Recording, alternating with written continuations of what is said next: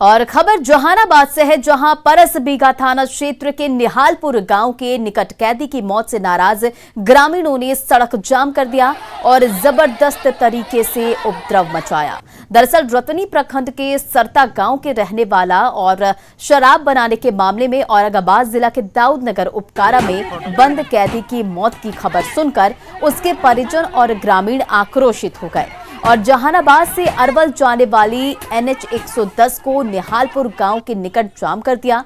जाम की सूचना घटनास्थल पर पहुंचे पुलिस कर्मियों के द्वारा समझाने बुझाने की कोशिश की गई, लेकिन इसी बीच भीड़ काफी उग्र हो गई और उन्होंने पुलिस बल पर हमला कर दिया। आक्रोशित ग्रामीणों ने लाठी डंडे और पत्थरों से पुलिस पर हमला कर दिया, जिसमें कई गाड़ियों में जमकर तोड़फोड़ की गई। आक्रोशित ग्रामीणों द्वारा हमले से तकरीबन आधा दर्जन पुलिसकर्मियों को चोट लगी है और जिसके बाद पुलिसकर्मियों ने भी मोर्चा खोलते हुए जमकर लाठियां चटकाई और तकरीबन आधा दर्जन राउंड फायरिंग कर लोगों को मौके आए वारदात से खदेड़ दिया। इस बीच अपराधियों ने पुलिस लाइन में तैनात महिला हवलदार कांति देवी को गाड़ी से कुचल दिया, जिससे उनकी घटनास्थल पर मौत हो गई। वहीं पुलिस के वरीय पदाधिकारी घटनास्थल पर कैंप कर रहे हैं।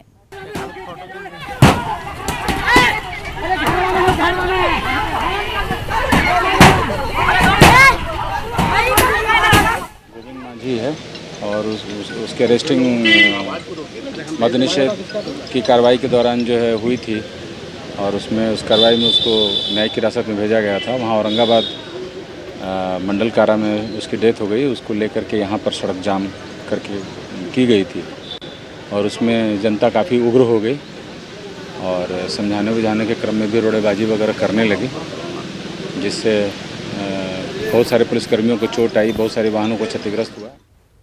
पिछले 25 साल से एक अपराधी मुन्ना मिश्रा, जो गोपालगंज पुलिस के नाक में दम करके रखा था, उस अपराधी को पुलिस ने गिरफ्तार कर लिया है और जो खुलासा हुआ है वो हैरान करने वाला है। एक रिपोर्ट देखिए। 50,000 इनामी मुन्ना मिश्रा गिरफ्तार। AK-47 से करता था काम तमाम। अब सलाखों में कटेगी मुन्ना की रात।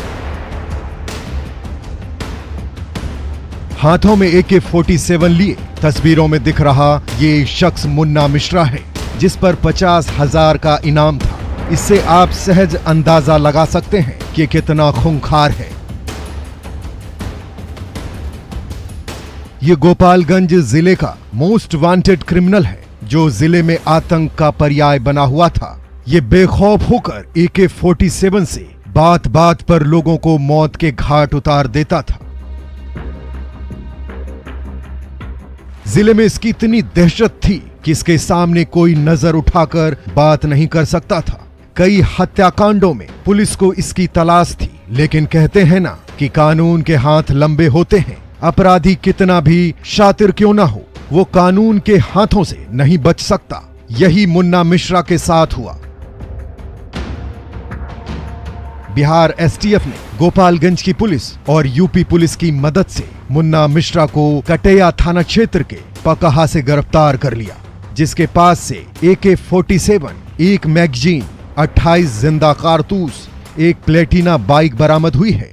इस हथियार की बरामदगी के लिए तो हम लोग और भी मुंगेर पुलिस से संपर्क कर रहे हैं और जो भी इसमें ट्रेल है, जहां से इसने खरीदा और उसने फिर कहां से खरीदा, तो उस पर हम लोग काम कर रहे हैं। तो जल्दी हम लोग इसके तह तक भी पहुंचेंगे और जो इस पूरे सप्लाई चेन में शामिल लोग हैं उनको भी गिरफ्तार करके जेल भेजेंगे। कुख्यात मुन्ना मिश्रा के ऊपर 4 दर्जन से अधिक आपराधिक मामले दर्ज हैं। मुन्ना मिश्रा को पकड़ने के लिए कई महीनों से गोपालगंज पुलिस और STF लगी हुई थी। गुप्त सूचना के आधार पर STF के टीम के सहयोग से पुलिस ने कटेया थाना क्षेत्र के पकहा से गिरफ्तार किया है। कुख्यात मुन्ना मिश्रा पर पिछले महीनों जमनुहा बाजार में शिक्षक और गिट्टी व्यवसायी के भाई दिलीप सिंह की जमीन विवाद में सरेआम हत्या करने के मामले में फरार चल रहा था। इस दौरान पुलिस को AK-47 से हत्या करने के सबूत मिले थे। कटेया पुलिस ने कुख्यात मुन्ना मिश्रा और उसकी पत्नी अनु मिश्रा को भी शिक्षक दिलीप सिंह के हत्या के मामले में आरोपी बनाया था। पुलिस ने उसे भी गिरफ्तार कर लिया है। मुन्ना मिश्रा जो 1995 लगभग 25 सालों से अपराध की दुनिया में है और पिछले 6-7 सालों से वो लगातार फरार चल रहा था और उसके ऊपर कम से कम 4 दर्जन मतलब 50 से ज़्यादा मुकदमे हैं, जिसमें से हम लोग 30 मुकदमे अभी तक निकाल पाए हैं, जिसमें हत्या के 6, रंगदारी के 13, हत्या के प्रयास के 7, अन्य केस भी उसके ऊपर हैं। एसपी के मुताबिक ये उत्तर प्रदेश के भी अलग अलग शहरों में डेरा डाल रखा था और लगातार अपना ठिकाना बदल रहा था। लोकेशन के आधार पर गोपालगंज पुलिस की टीम ने कुख्यात को AK-47 के साथ गिरफ्तार किया है। मुन्ना मिश्रा 25 साल से अपराध की दुनिया में था, जिसके ऊपर हत्या, अपहरण, रंगदारी, हत्या के प्रयास जैसे 50 से ज्यादा मामले दर्ज हैं। इसका जो छुपने का ठिकाना था, जिसमें से 2 ठिकाने गोपालगंज में थे और 1 ठिकाना देवरिया में था, उसकी पहचान की गई और उसकी रेकी की गई। आज सुबह हम लोग को सूचना मिली कि वो अपने जो यूपी वाला जो उसका हाइड आउट था वहाँ से निकला है और गोपालगंज में जो उसके 2 हाइड आउट है उनमें से किसी एक हाइड आउट में वो जाके छिपेगा। हम लोगों ने पूरे बॉर्डर की नाकेबंदी की, जिसमें हम लोगों को देवरिया पुलिस का भी सहयोग मिला और हम लोग इसको पकहा के पास इसको पकड़ने में कामयाब हुए।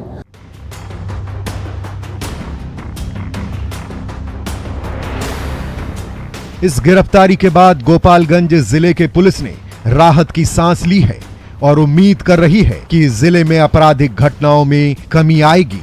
साथ ही जिले के एसपी ने कुख्यात के गिरफ्तारी में शामिल सभी पुलिस टीम को 50,000 रुपए की राशि से पुरस्कृत करने का ऐलान किया है। पुरस्कार बनता भी है, क्योंकि 50,000 का इनामी बदमाश जो हत्थे चढ़ा है। पटना से संजय के साथ गोपालगंज से न्यूज़ 18 के लिए मुकेश की रिपोर्ट। अगली खबर नालंदा से है, जहां सिलाव थाना क्षेत्र में बीती रात एक दुकानदार का शव मिलने से सनसनी फैल गई। बताया जाता है कि सब्जी बाजार निवासी मुन्ना कुमार राजगीर में अपनी दुकान बंद कर सिलाव स्थित दुकान पर आकर सो गया था, जहां सुबह दुकानदार का शव छत में फंदे से लटकी हुई मिली है। इधर परिजनों का कहना है कि मुन्ना कुमार का हत्या कर शव को छत से टांग दिया गया है। वहीं पुलिस ने शव को अपने कब्जे में लेकर पोस्टमार्टम के लिए सदर अस्पताल भेज दी है और मामले की छानबीन में जुट गई है।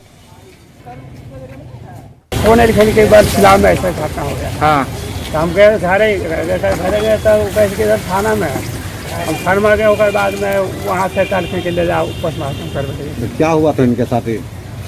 इसको तो करा के मैंने कोई मार करके लगता है टांग रिश्ता का दुकान। कहाँ टांग रिश्ता? दुकान है सिलाव चौक पर। इधर भोजपुर के बड़हरा में एक वीडियो तेजी से वायरल हो रहा है, जिसमें एक शख्स खुलेआम देसी महुआ शराब की बिक्री कर रहा है। सड़क के किनारे खुलेआम शराब बेचते हुए ये वीडियो बड़हरा प्रखंड के सिन्हा ओपी क्षेत्र के गजियापुर स्टैंड के पास का बताया जा रहा है। सोशल मीडिया पर तेजी से वायरल हो रहे इस वीडियो में एक शख्स शराब खरीदता हुआ दिख रहा है। वहीं आसपास कई लोग चहलकदमी भी करते नजर आ रहे हैं। हालांकि इस वायरल वीडियो की पुष्टि स्थानीय पुलिस नहीं कर रही है। न्यूज़ 18 भी इस वीडियो की पुष्टि नहीं करता।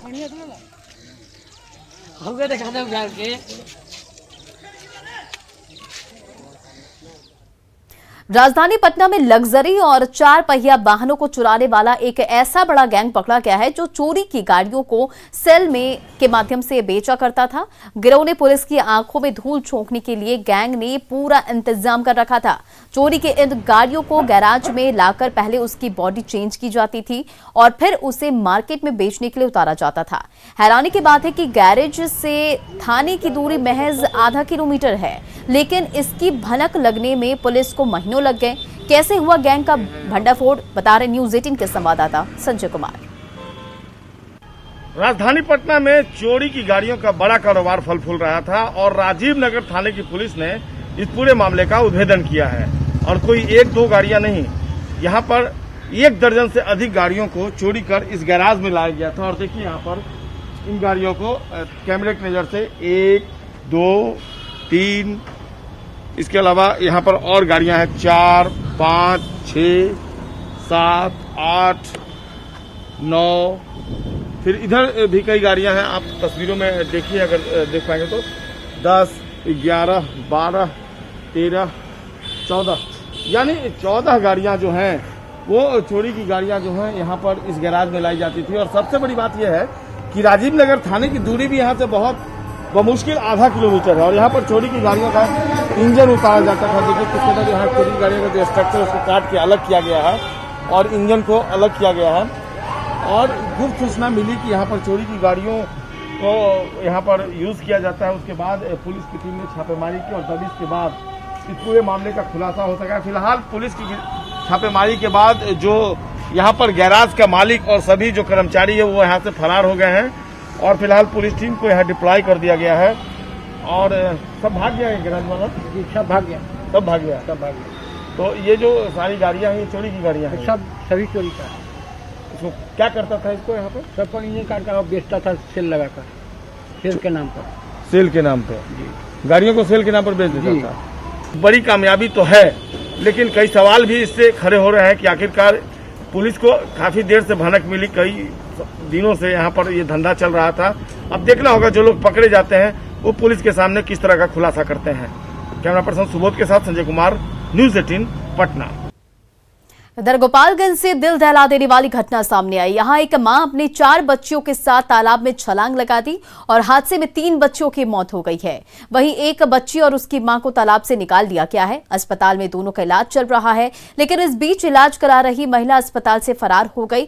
घटना कटैया थाना क्षेत्र के कवलरी गांव की बताई जा रही है। महिला का नाम नूरजहां बताया जा रहा है, वहीं पति का नाम असलम है। पुलिस महिला की तलाश में जुटी है ताकि घटना के कारणों का खुलासा हो सके।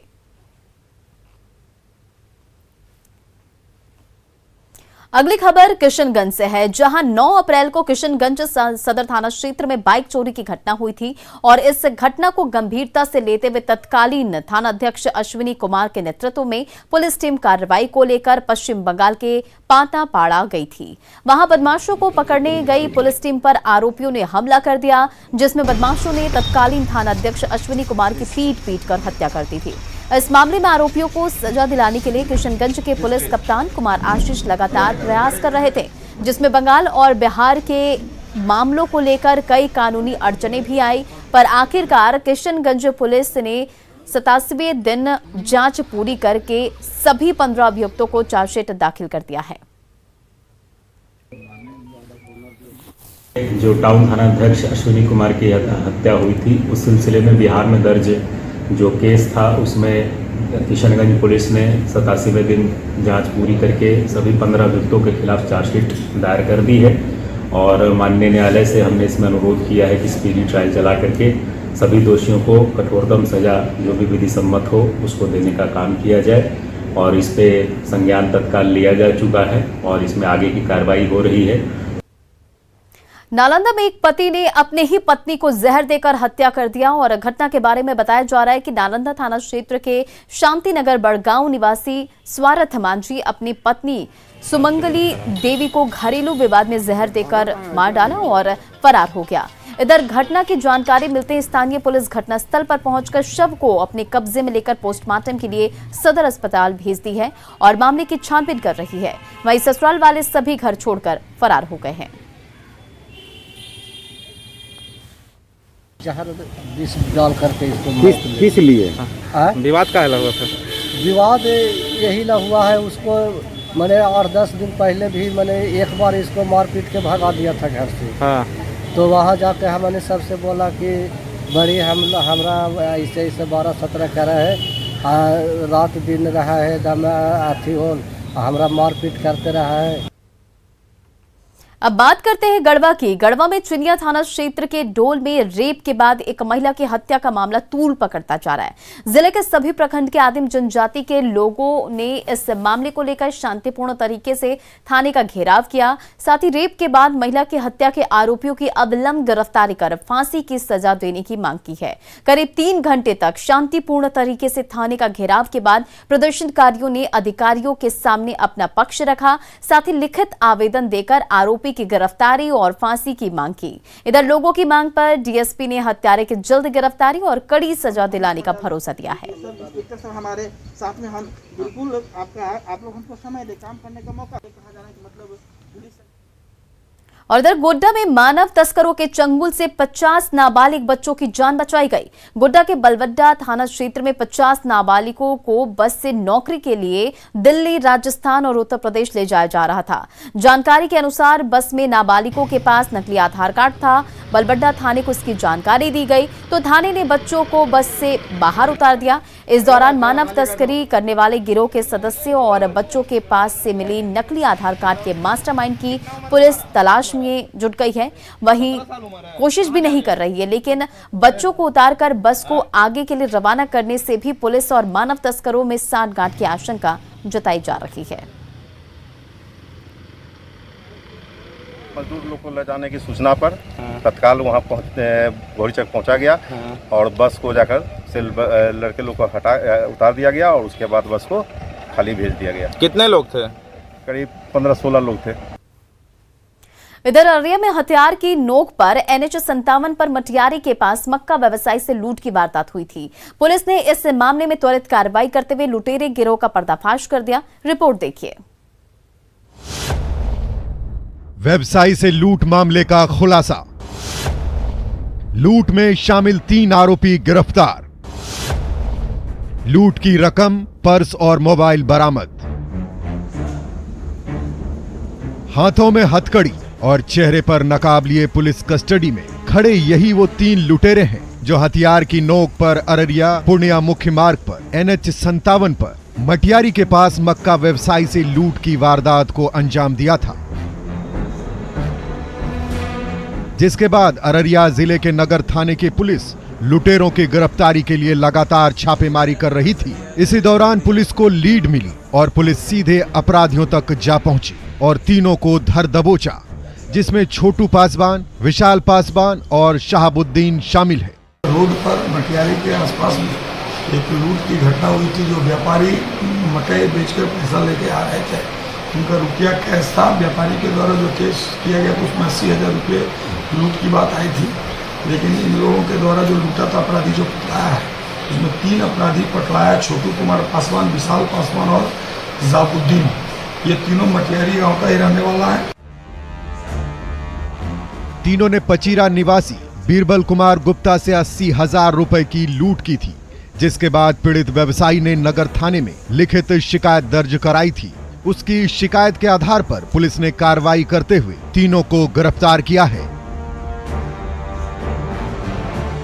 तीनों के पास से लूट की गई कुछ रकम, पर्स और मोबाइल बरामद हुआ है।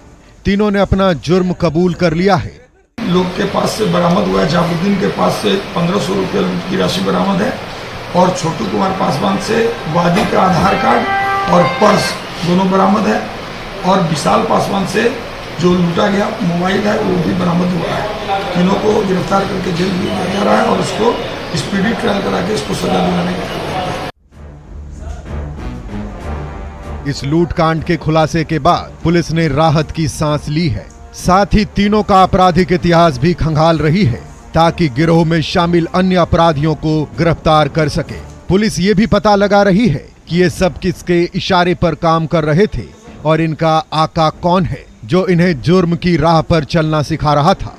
अररिया से न्यूज़ 18 के लिए सतीश की रिपोर्ट। खबर धनबाद से, जहां झरिया थाना क्षेत्र में एक पिता ने अपनी 14 साल की बेटी की शादी राजस्थान के 40 साल के दूल्हे के साथ करा दी। 17 जुलाई को झरिया काली मंदिर में गुपचुप तरीके से दोनों की शादी कर दी गई थी। इस शादी के लिए दूल्हे के घर वालों ने एजेंट के माध्यम से लड़की के घर वालों को एक मोटी रकम दी थी। मामला खुलते ही पूरे इलाके में हड़कंप मच गया। पड़ोस के लोगों ने इस बात की सूचना स्थानीय थाने को दी, जिसके बाद पुलिस ने आरोपी दूल्हे और स्थानीय एजेंट को हिरासत में लेकर पूछताछ जारी कर दी है।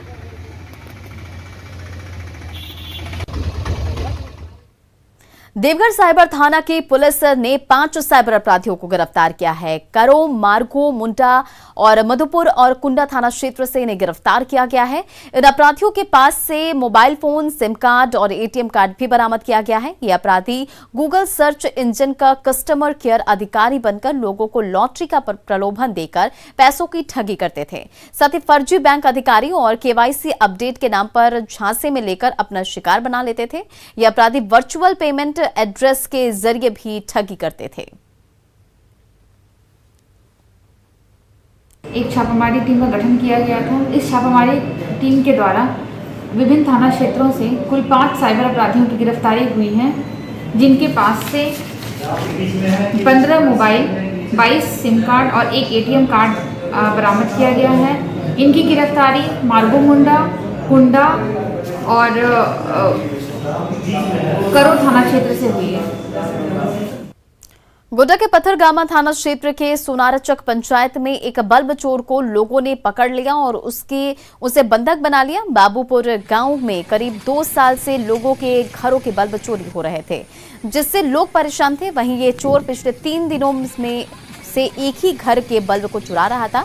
इससे परेशान घर वालों ने रतजग्गा कर चोर को रंगे हाथ पकड़ लिया और घंटों बंधक बनाने के बाद पुलिस के हवाले कर दिया।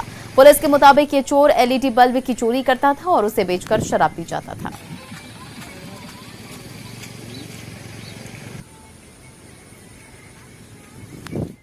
उधर रांची में फर्जी IAS का मामला सामने आया है। युवती को पुलिस ने गिरफ्तार कर लिया है। क्या है पूरा मामला, इस रिपोर्ट में देखिए।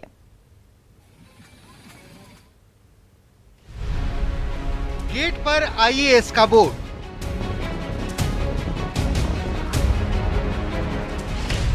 किराए पर घर और गाड़ी,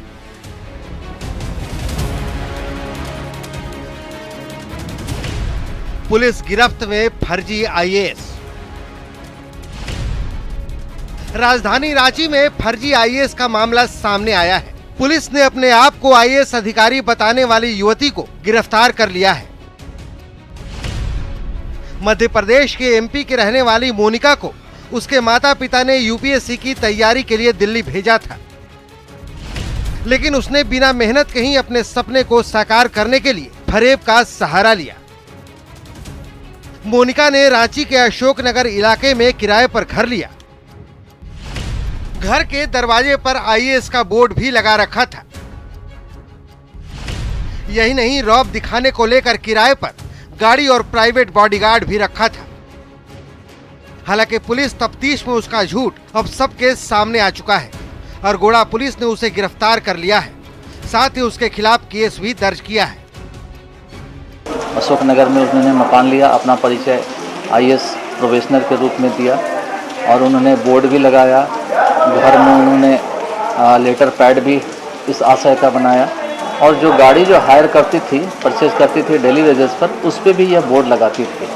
तो जांच में सारी बात स्थापित हुए कि वह जो है IAS का एक फ्रॉड प्रतिरूपण की हुई है। हालांकि अब तक की जांच में मोनिका के खिलाफ किसी के साथ कोई फ्रॉड की बात सामने नहीं आई है, लेकिन उसका IAS बनने का ढोंग रचना भी अपराध की ही श्रेणी में आता है। अब तक के जांच में कोई बहुत आपराधिक जो है कोई अपराध करने की ऐसी कोई योजना के बारे में तो पता नहीं चला है। हालांकि हम लोग अभी जांच कर रहे हैं, लेकिन मोनिका जो है एक लोक सेवक का प्रतिरूपण की है। उसने जो है जालसाजी करते हुए IAS का बोर्ड लगाई है, तो इस पर प्राथमिकी दर्ज कर इसको न्यायिक हिरासत में भेजा जा रहा है।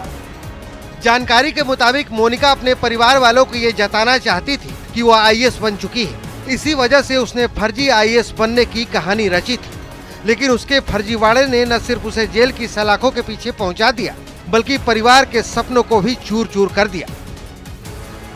न्यूज़ 18 के लिए रांची से संवाददाता ओम प्रकाश की रिपोर्ट। फिलहाल क्राइम न्यूज में इतना ही। आगे देखिए अपना बिहार।